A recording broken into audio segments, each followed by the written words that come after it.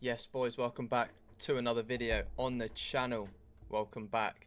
Hopefully everyone is doing well. Now today we got a different sort of video. Today we're going through the best custom tactics that personally I have found this year so far, and well, at the point of the game, obviously the best that I've found in recent times. I've tried everyone else's formations like the 4-2-2s, the 4-2-3-1s, the 4-4-2s, the 4-4-1-1s, and I can't lie to you, none of them come close to this formation. And you can guess by the thumbnail and the title, it is the 4-2-1-3. Now, if we look at the team before we go into it, you can tell that it's not the greatest of teams. So this is definitely applicable to not just great teams and great players, but average players and average teams as well. It super help the performance. I had about a 6 month run of not playing champs this year. I played one champs with this formation. I get 11 wins. The week prior I got 9.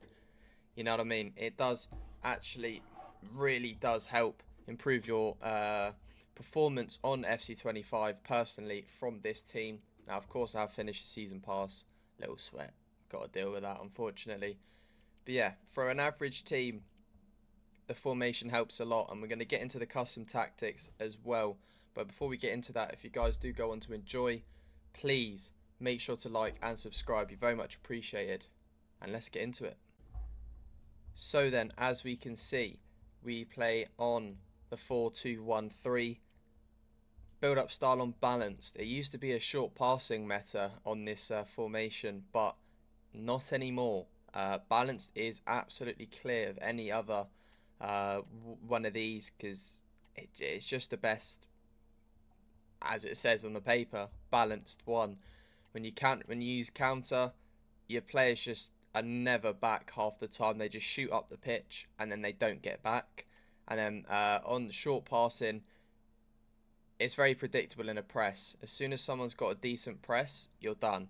So balance is definitely the best. And then we've got defensive approach on high. I've got it on 70, 75 and 80. Between 70 and 80 is a good range.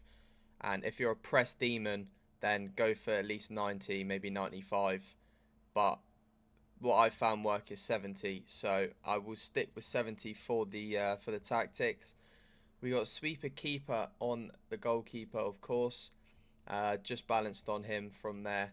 I mean, build up and that doesn't really matter, but I think it affects how they're positioning when you have the ball. So if you give away the ball, they could be caught out in a build-up position instead of just a normal goalkeeper in position.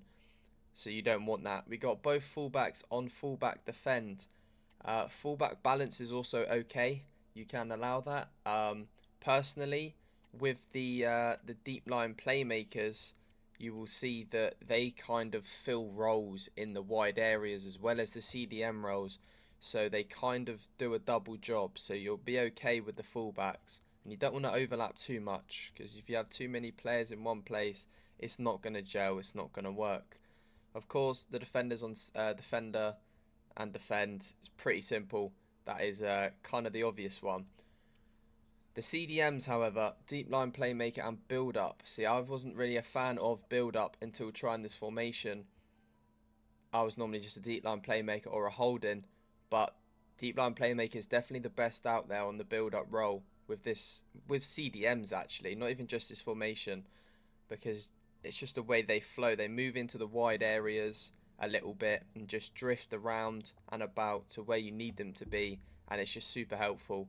So yeah, get yourself a plus plus on these two and you'll be dandy. You'll be absolutely fine. Make sure though they have passing play styles.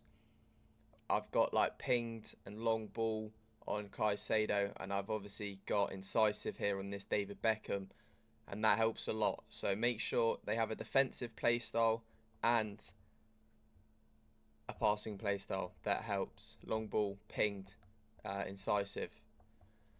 Playmaker on the cam and balanced. Playmaker balanced. Give me a sec, my blind's just gone all.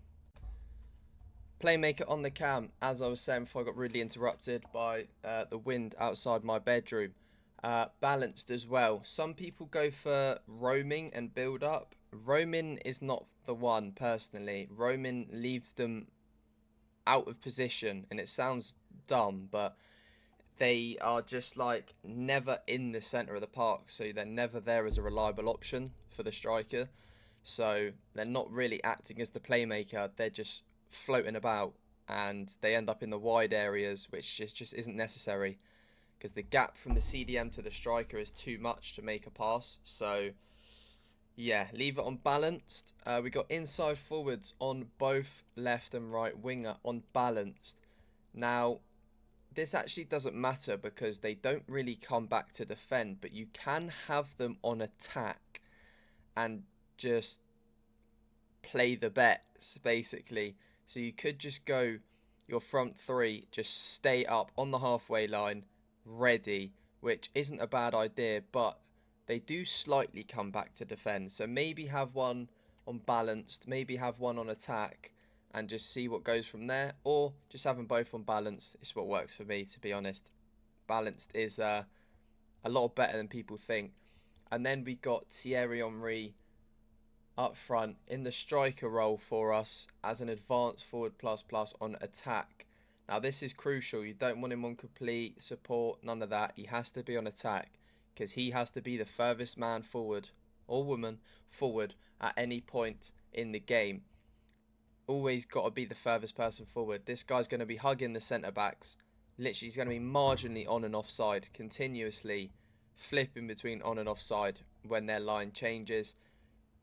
Because as soon as you play that ball over the top, maybe through to him, play a lock, whatever, that through ball is going to send him through and he's gone. And you're never catching him.